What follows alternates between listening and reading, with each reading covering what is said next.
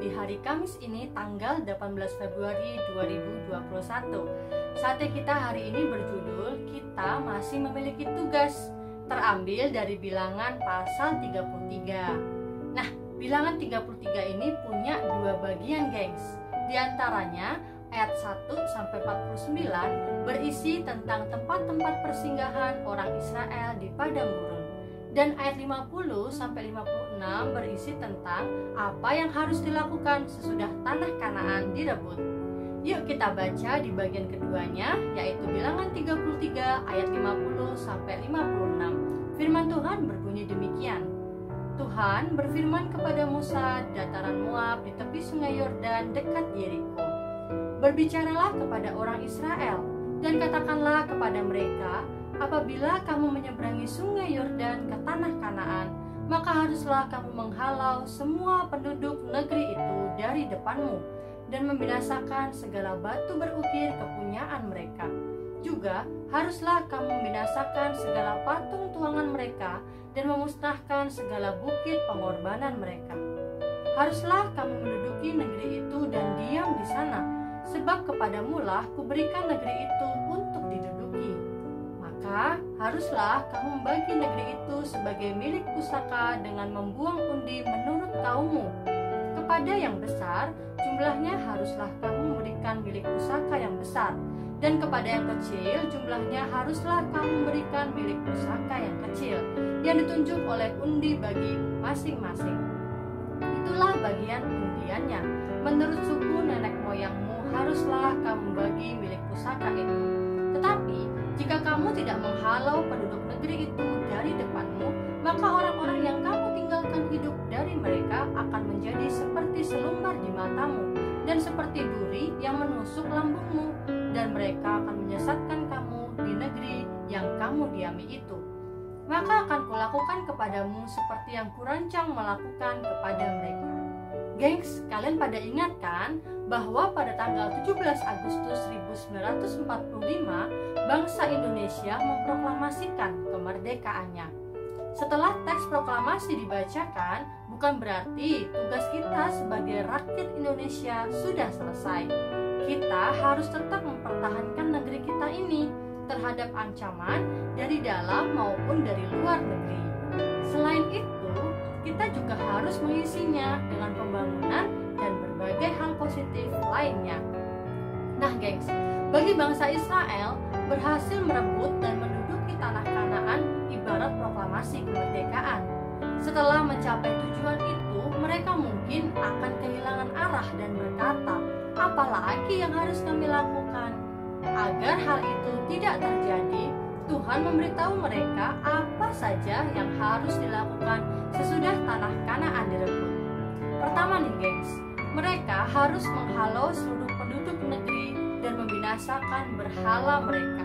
Terdapat di ayat 52. Mengapa? Karena semua itu berpotensi menjadi jerat bagi kehidupan mereka dan mendatangkan murka Tuhan. Terdapat di ayat 55 sampai 56. Nah, setelah negeri itu dibersihkan, Tuhan meminta mereka melakukan tugas yang kedua, yaitu membagi-bagi negeri itu sebagai milik pusaka. Terdapat di ayat 54. Gengs, banyak orang kehilangan tujuan setelah target mereka sudah tercapai. Puas dengan keberhasilan itu memang bagus, namun ingat, gengs, di dunia ini masih banyak yang bisa dan perlu banget kita lakukan. Misalnya, memberitakan firman Tuhan.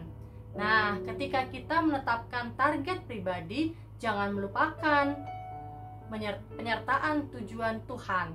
Bersama Tuhan kita pasti tidak dibiarkan menganggur.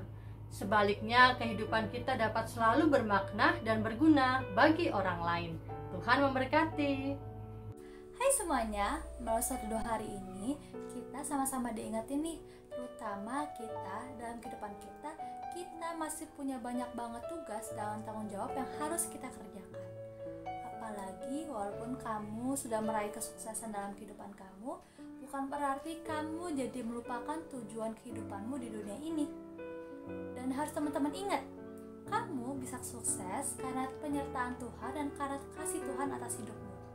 Dia menggenapi semua rancangannya atas hidupmu, dan sehingga kamu juga harus bisa mengucap syukur dan berterima kasih melalui dengan mempertanggungjawabkan segala tugas itu dan bisa menjadi berkat bagi orang banyak.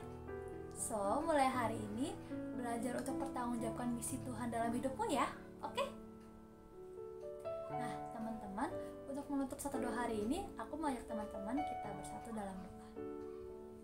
Tuhan Yesus yang baik, selamat pagi Bapa, selamat pagi Yesus, selamat pagi Roh Kudus.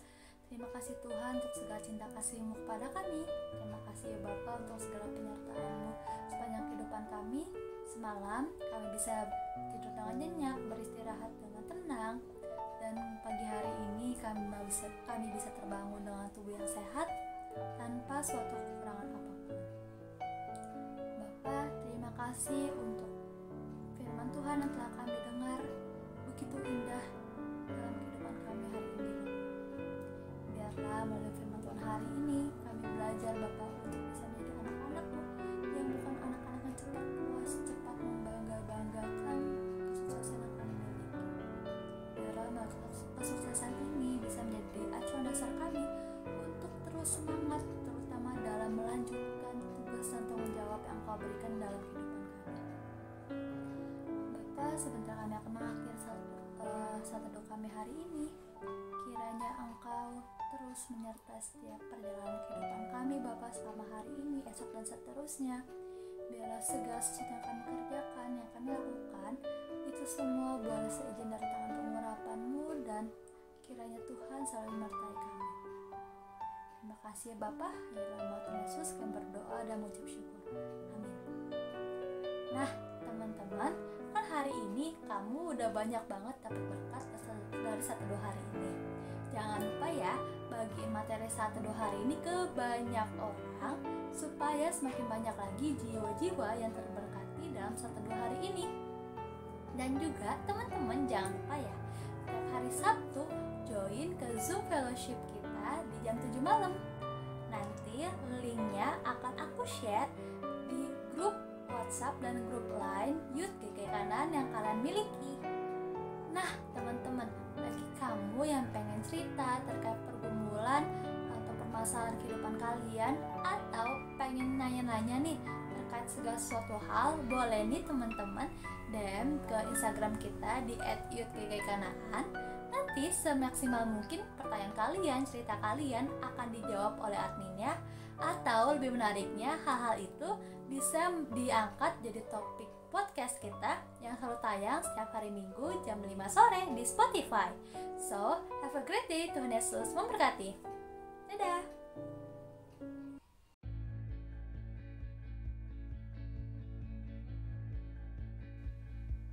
Ada yang singgah, tapi tidak sungguh. Ada yang nyaman, tapi tidak pasti. Makanya, jangan pindah hati terus. Carilah yang sesuai iman, sesuai hati, sesuai karakter, sesuai visi sama misi. Terus cari juga yang sefrekuensi. Biar nanti waktu kamu pacaran dan ngejalanin hubungan sama doi nih, bisa bahagia. Belum tentu bahagia, tapi di saat kita mengenal satu sama lain, pasti ada pertengkaran.